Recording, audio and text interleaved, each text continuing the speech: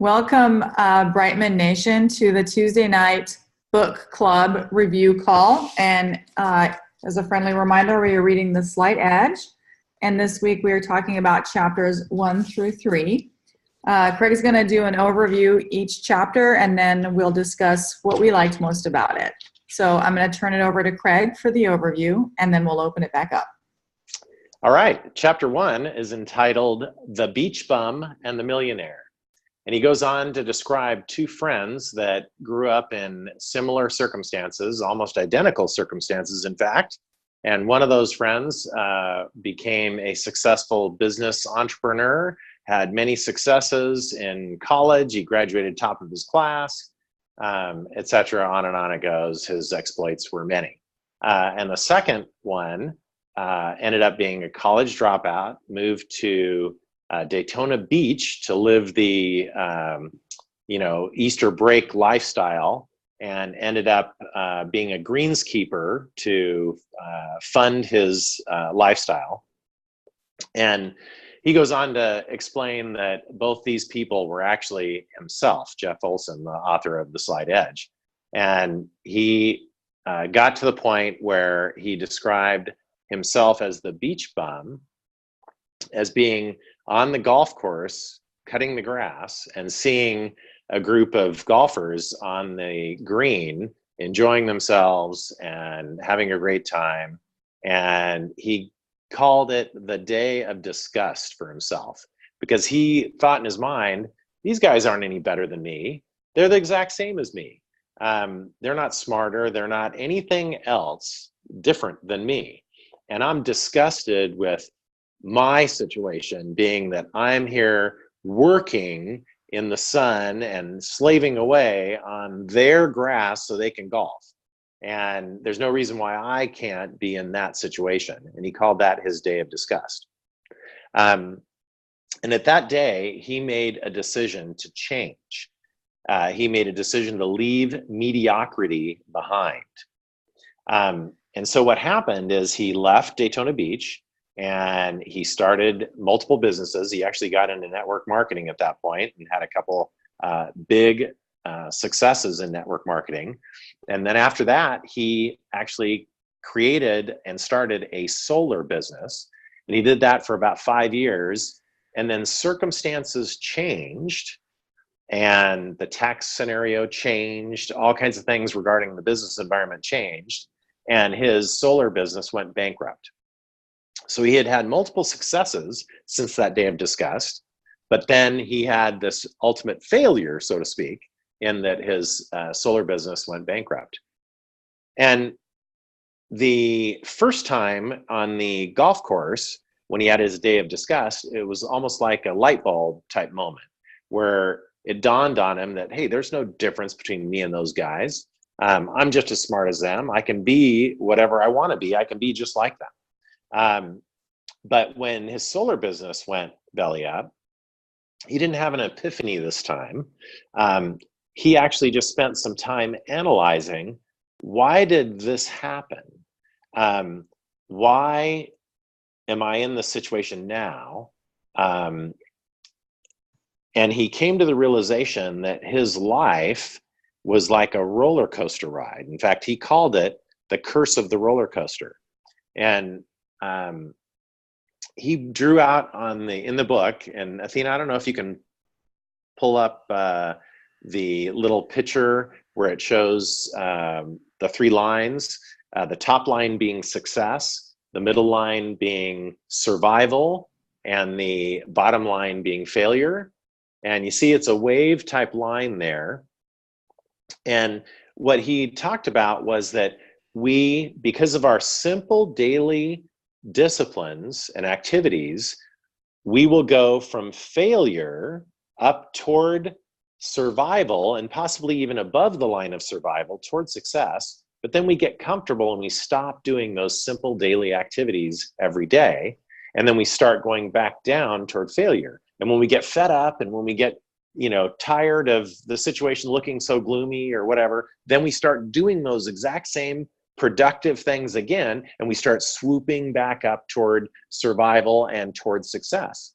And he came to the conclusion that the only difference between people who are truly ultimately successful and those who are failures, or those who are on that roller coaster ride, are that the successful people continue to do those simple daily disciplines repeatedly, consistently over time, and that keeps them up at the success line.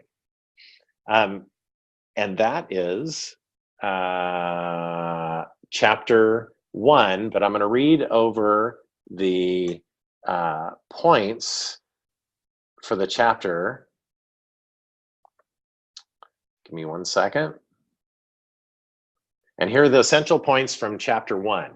The same activities that take us from failure to survival would also take us from survival to success if we would just keep doing them. You already know how to do everything it would take to make you an outrageous success. All you have to do is keep doing the things that have gotten you this far. You have complete control over the direction that the rest of your life takes. And then he ends it with, there is a beach bum and a millionaire inside each one of us. Now for the discussion. Keisha, do you have anything you'd like to share? It definitely, my life is like a roller coaster, and rereading that and listening to it as well, because I listened to it in my car because it's on SoundCloud. And it's, it just being an independent contractor my entire life, because I just couldn't do corporate.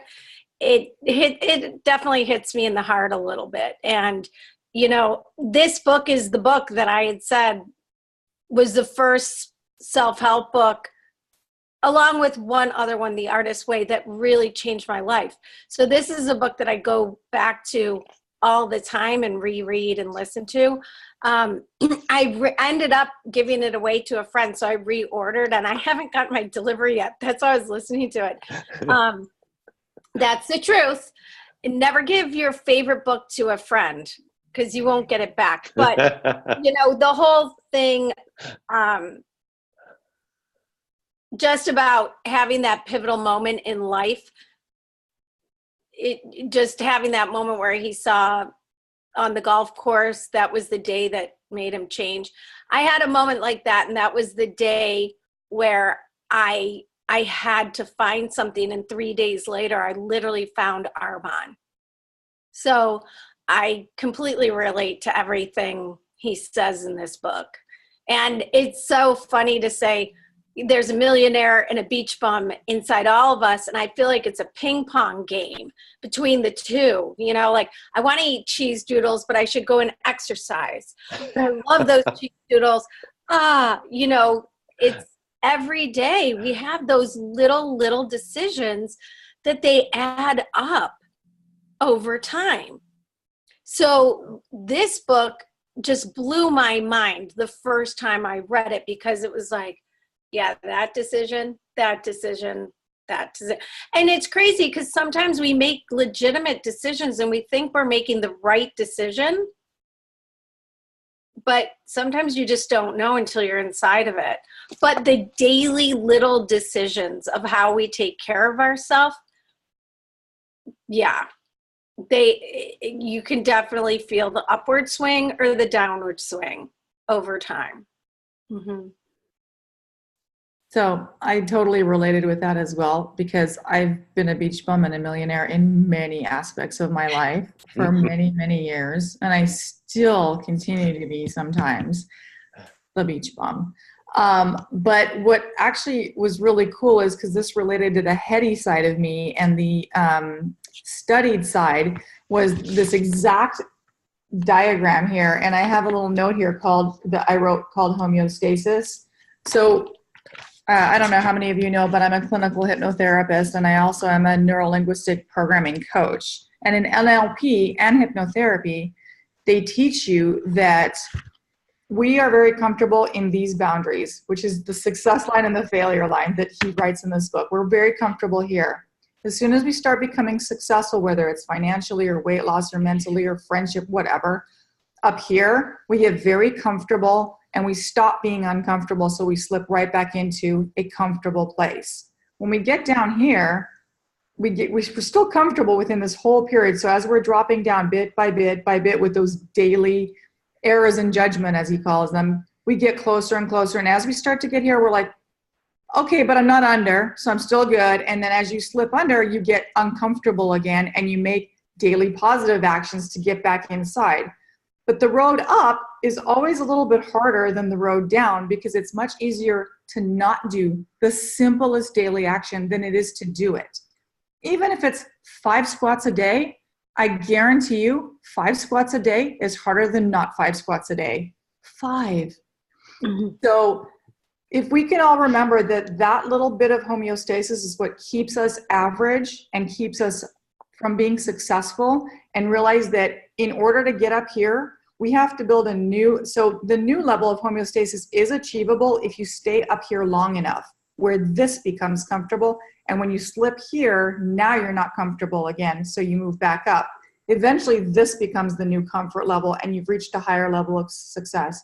But in order to get there, you have to remain for a period of time uncomfortable in that new place until you're no longer uncomfortable. So that is why, and then if you want to go beyond that, you have to get uncomfortable again. But you will slip eventually back down into the old place that was comfortable, but it won't be comfortable anymore because the new higher place will be. That's how hypnosis with the subconscious mind and NLP works. It's about neuro-linguistic programming and programming the subconscious mind. And the way to undo that is to prove why it's wrong, because the subconscious wants to be right. This is where it's right. This is where it's wrong. This is where it's wrong. So those daily positive choices and the daily errors in judgment can change what the subconscious mind believes and then starts treating you like. And I think along that same line is that our mindset changes daily. I mean, when we make the decision that we're disgusted with where we're at and we need to change, our whole paradigm shifts. And it's like, I'm going to do everything it takes to get out of this failure state or this uncomfortable state, and I'm going to continue to go up. And that, I think, is oftentimes overlooked, that it's our mind shifting and expecting something better that also gets us there.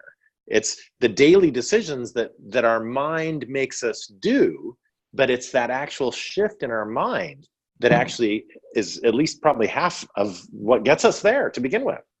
That was just a thought that came across my mind. Are we done with chapter 1? Take it away, chapter 2, unless you have anything else? Nope, that's great. Okay, so chapter 2 is called The First Ingredient. And going on with Jeff Olson's story is that when his solar company went bankrupt, he ended up going, oh, what do I do now? He didn't have any assets to invest in anything because he went bankrupt and he actually owed money. And so he ended up getting into sales because it was the only thing he could do, without any assets to begin with. So he got himself a sales job, and he thought, okay, what can I do to make myself successful? And so he took courses, he read books, he studied, he went to seminars. He did everything he could to try to equip himself as a salesperson. And he says he wasn't a natural salesperson. So all this was not natural for him. And he ended up in direct sales, and then he ended up starting a company called the People's Network. And it was actually a personal development training company. And in this area, when he started this company, they made all kinds of movies, personal development movies and things like that. But he dealt with and interviewed many legendary leaders in personal development gurus, if you would. And he learned so much from them in that place. But he said he came to the realization that, and I'm going to read this, he said, no matter how much information there is or I have, and no matter how good that information is, if the person consuming it doesn't have the right catalyst, the catalyst that will allow them to apply that information effectively, then success will still elude their grasp. So it's more than just getting the information. He was in the midst of all these gurus of personal development, but he had to have something that was a catalyst that would motivate him to change. And he went on to, obviously tell us about his day of disgust and his thought process and evaluating, and came to the conclusion of the roller coaster. So how to do it is not even the issue, he goes on to talk about, because we all know what to do. And it proves true that every time our roller coaster dips down and we get uncomfortable at the bottom of that paradigm, we do the right things to get us to go back up again. So we all know what to do. It's not what to do, it's how we do it that's most important. It's not the information, it's doing the do. And he talks about the missing ingredient is our philosophy. Changing the way we think about the simple everyday things or tasks that we do, making them purposeful. It's the why. The philosophy is actually what Jeff calls the slight edge. It's our thought processes about our daily productive, positive activities. It's how we think about those and why we think those are important is our philosophy and our slight edge. Now I'm going to share the screen again. I think it's this one. So he talks about the philosophy, and he says, your philosophy is what you know, how you hold it, and how it affects what you do, how you think about simple, everyday things. That's what this book is about. And then in big words there, your philosophy creates your attitude, your actions, your results, and then those create your life. And he goes on to flesh that out a little bit further. Okay, we'll save that one for a little bit later. Okay, so he talked then about failure. And he cited numerous examples of people who were successful that were huge failures. And one of them was Watson, the founder of IBM. And he said, the formula for success is simple. Double your rate of failure. Babe Ruth, classic example again. He was actually the strikeout leader. He was also the home run leader, but he was a strikeout leader. Michael Jordan, interesting little tidbit, I didn't know about this. Michael Jordan didn't even make his sophomore high school basketball team.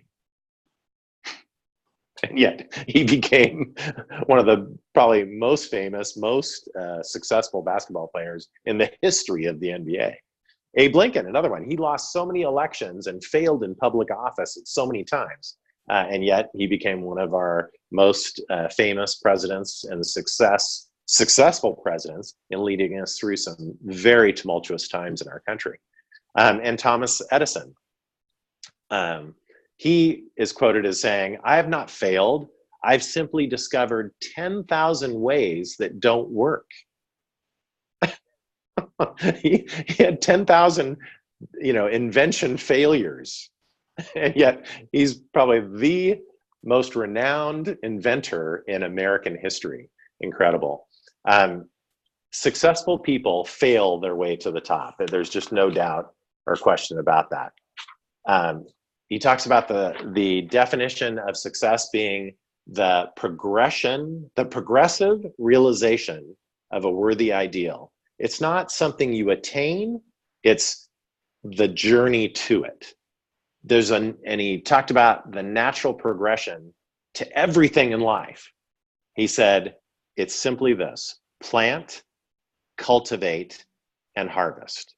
Plant, cultivate, and harvest. He said, our society today is all about planting and harvesting and not cultivating.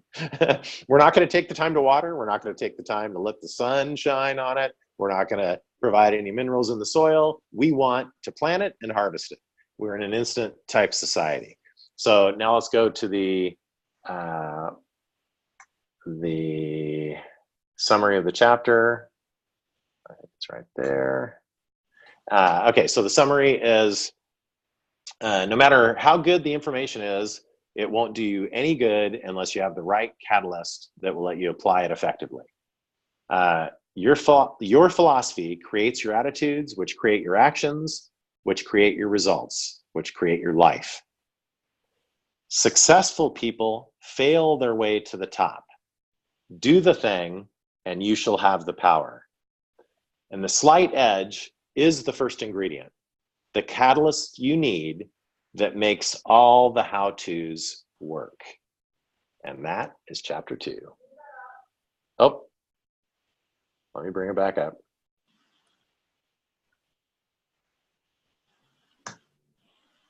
It's up. Asked him to leave it back up so I could comment on it. So the what I liked about this was that in the first one where it says no matter how good the information, unless you have the right catalyst, you can't apply it. And the catalyst / the philosophy, I believe, is your mindset. Because if you get great information and you think you know better than those who have done better, if you think that you're going to go play tennis with a tennis teacher and you know better than he or she does, you're not going to be able to apply the knowledge they've given you or become good at playing tennis. There's a reason why there's students and teachers, mentors and followers, leaders and followers is not a derogatory term. It's simply someone who wants to be better. So I think that it all does start with that first ingredient, your mindset. How do I feel about being uncomfortable? What's my mindset about that? Am I willing to do that? How do I feel about doing 5 squats?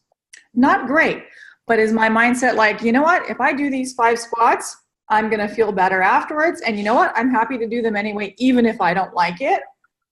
Then you've got a good way to apply that, because you're like, well, I already know I might not like it, but I already know that I told myself I'm going to do it anyway, so I might as well buck up. So I think that the catalyst, that first ingredient, is really your mindset and making a decision about whether or not you like it or want to do it. You have a goal, and these are the things that get you there. So these are the things you're going to do. So let's put our big boots on and buck up and do it. Do the do. Yeah. Yeah. The one thing that really stood out when I first read this, but even hearing it again, it really is up to us. And I think the whole analogy about planting and harvesting, when it comes to mindset, there's a harvest time that we have to go through, and you can't hold on to it. You can't touch it. It's effervescent, and you have to give your mindset time. Because when I started Arbonne, I was so insecure. I had no self-esteem. And there will be a time when I start writing a book on this, and even I do speak about it in Toastmasters, but it has taken me a long time. And I'm a highly sensitive person. And really, they say highly sensitive people don't make it in network marketing. And when I got this book, I was like, yeah, if a highly sensitive person really wants it, you have to deal with your mindset first, period. I mean, I didn't come out of the womb like Debbie Neal. That just didn't happen for me. And that's okay. That's my journey. I'm a badass, highly sensitive person now. But if someone listens to this that might be like me, give yourself time, treat yourself well, and make it all about healthy input into your brain. And it's going to change your life, because I can honestly say that applying all this for the last, 6-8 years, my life is much different because of my mindset. And it's just when, Jim Rohn would refer to the harvesting stage as the winter. So there's different people that use different terms for it. And it's just the fact that we can't see it. Like, we're planting seeds every single day, keep in bringing this back to Arbonne. And you just keep going back, and that's your harvesting. And then when you get that flower, it will bloom, but it's just a lot. Oh, that's what I wanted to say. I apologize. Oh crap. It just like literally went out of my head again. It has to do with, I apologize. Yeah, my brain needs a little recharge right now. Sleep. I'll think of it and I'll just bring it back, but it'll come down, like my Nana would say. It'll come down. So we can go on. Sorry. All good. Well, Craig, would you like to summarize chapter 3 for us? Yeah. Okay, so chapter 3 was entitled The Choice. And he starts out talking about a father that was passing away, having 2 sons, and he wanted to give them their inheritance, their, what he was going to pass on to them. And he gave each son a choice. And the choice was between $1 million cash or a penny that doubles daily. And he gave them a little book to go home with that night before they made the decision. He did not want the decision right then and there. And by the way, he's on his deathbed, the father. And the little book was called The Choice. And so both sons go home, and the one son is already thinking about, okay, what am I going to do with $1 million? I'm going to hire some consultants, and I'm going to hire, a financial advisor. I'm going to hire some business managers. I'm going to hire all these people so that I do, so I spend it wisely and I make good use of the money and all that stuff. And the second son went home and he's thinking about this, and he goes, my dad gave me this little book, The Choice. And he turns to the first page and he realizes, actually he flips through it real quickly, and he notices that there's just a bunch of different stories in it, small stories. And the first story is titled The Water Hyacinth. And he reads the story about the water hyacinth, which is like a lily, a water lily, that wanted to get to the other side of the pond. And he didn't know how he was going to do it, but that's what he really wanted. And the next day, the water lily was twice as much. And every day, that water lily doubled in size. And by the end of a month, the water lily had gone to the other side of the pond. That was the first story. So the son thought about that, went to sleep. Well, he tried to go to sleep, but he couldn't. And so he got up and he started reading the second story. And the second story was about 2 frogs that left their creek, pond, whatever, and they ended up on a farm. And they're hopping along on the farm, and they run across the farmer's pail, and they jump in, and it's full of cream. And they lap away, and they get full, and they're so happy it's the best stuff they've ever tasted. And then they realize, oh no, we need to leave, and they can't push on anything to get out. And so now they're both talking to each other, and they're going, we're going to drown in here. This is horrible. And finally, after so many hours, the one frog just gave up, sunk, drowned, and that was it. And the other frog said, I'm not going to give up. I'm just going to keep treading water, keep treading cream, so to speak, until, as you probably know, the end of the story, the cream turns into butter, and the frog is able to jump out of the pail. So he goes on to explain that the one son that had already made up his mind chose the $1 million. The other son chose the penny that doubled every day. And at the end of the month, the son that had hired all the advisors and the stock market took a downturn, that kind of thing, was actually owed money at the end of the month because he basically lost all the $1 million because he owed so much to his advisors and the negative return on the investments. And the other son had over $10 million at the end of the month. There's obviously a lot more detail to those stories, but that's the story. And he basically put it out that it's about the choice you make. It's not about instant gratification. It's about making the simple daily good choices every single day. He explained a little bit about his own background then, and he talked about his dad having a heart attack when he was 41, and when his dad was 41, not when he was 41, and died. And so his mom basically raised him as a single mom. And his mom actually was just an administrative assistant at a local church. And she worked there for 35 years.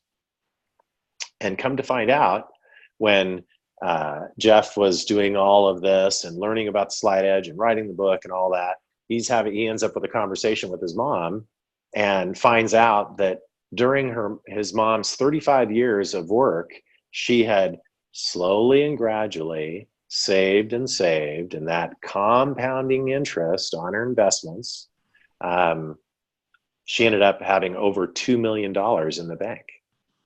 And he came to the realization that here I've had a Slight Edge example in front of me my entire life, and I didn't even really realize it.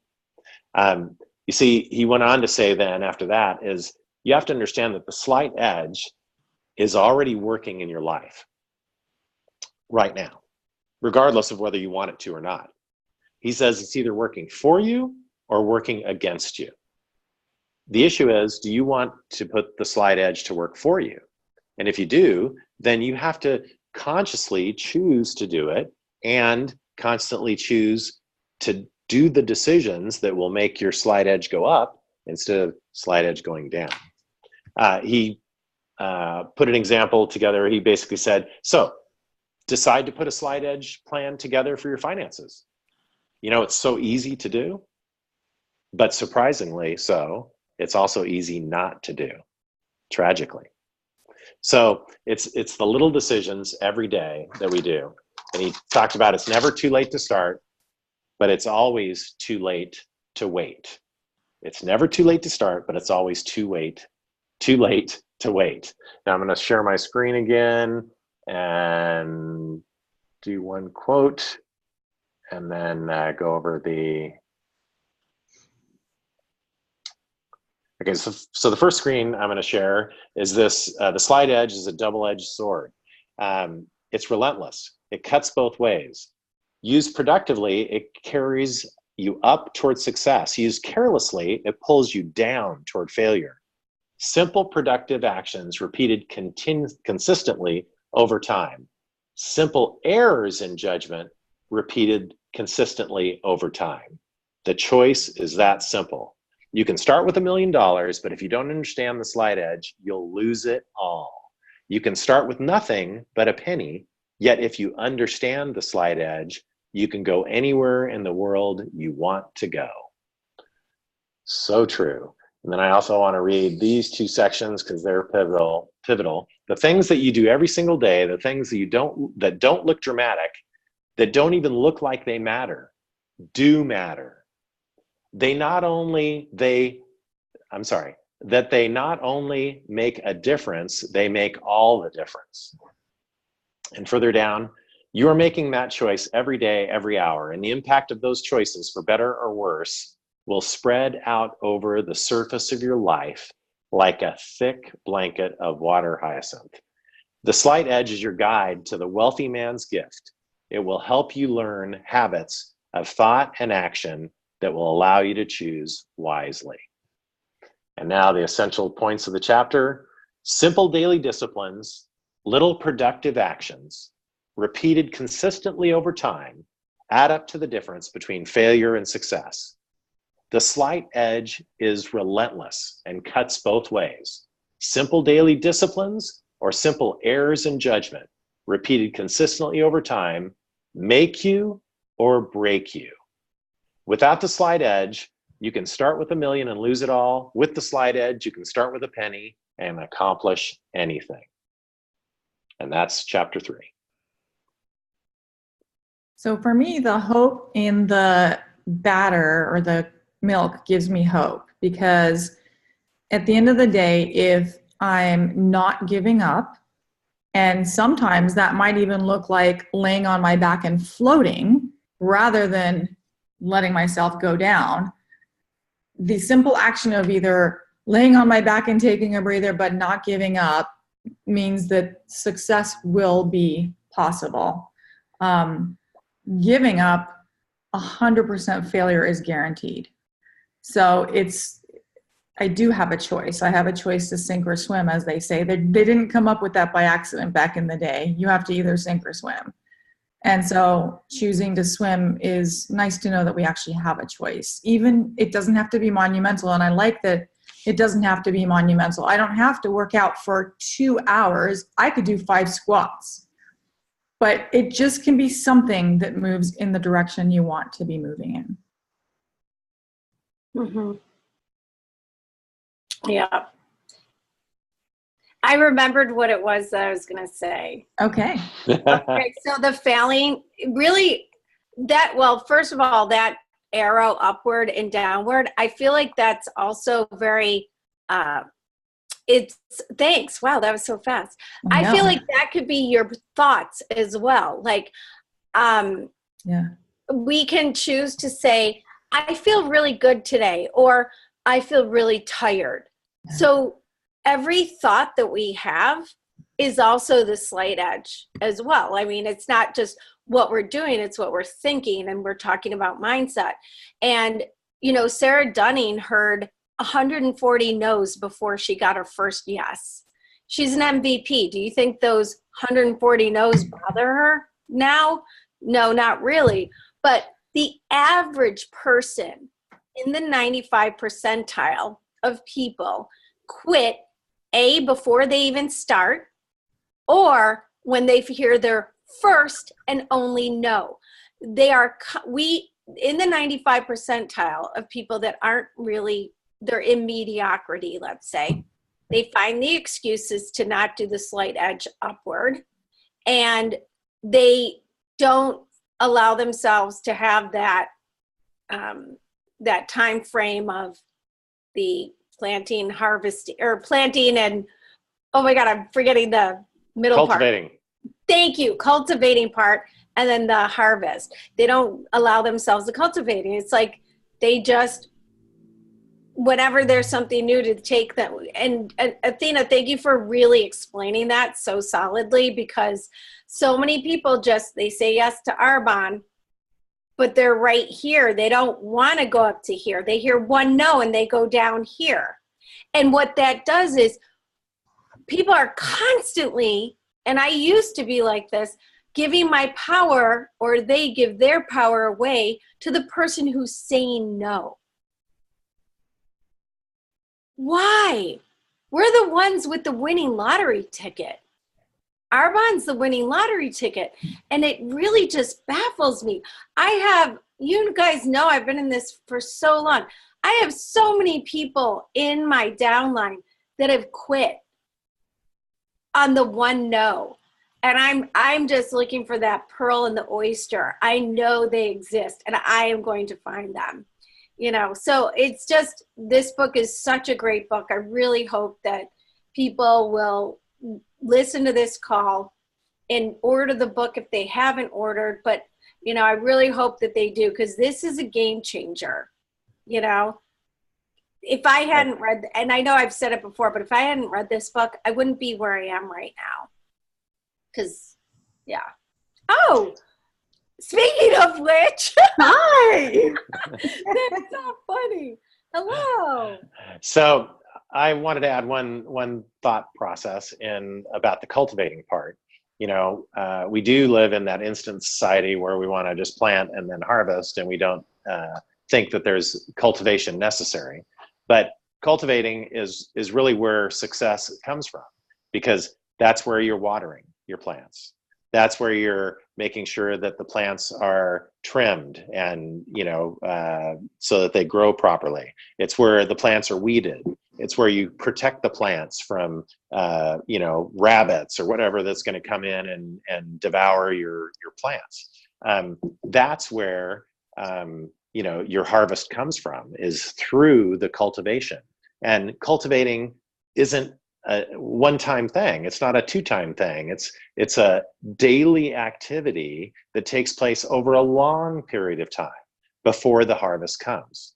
And it's in network marketing, you're planting all the time, but you're also cultivating all the time.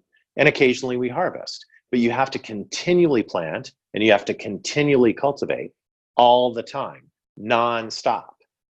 When you have a plant die, you still plant and you still cultivate, always, because otherwise you won't be successful. And that's basically the slight edge, being at work.